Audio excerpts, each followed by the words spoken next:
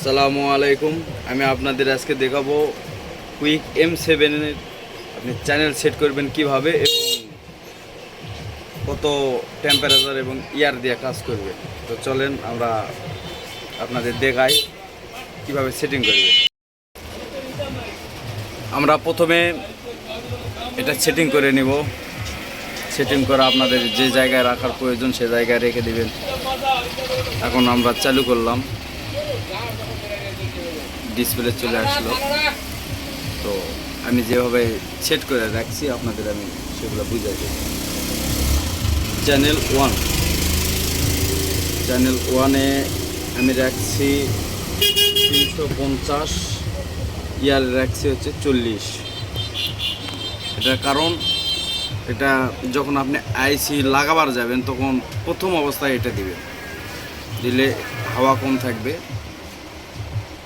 চাইলে আপনি আপনার মন মতো এখানে সেট করে নিতে পারেন, যেটাই নেবেন। আমি 350 রাখছি, ইয়ার 40 রাখছি, কারণ এটা আমি প্রথমে যখন আইসিটা বসা নেই তখন এটা দিয়ে কাজ করি। তারপর আপনারা এখানে চাপ ধরে ধরবেন, এখানে ওকে হয়ে যাবে, তাহলে সেভ হয়ে গেল। চ্যানেল টুয়ে যাই, আমি এখানে রাখছি 380, ইয়ার রাখছি হচ্ছে 50।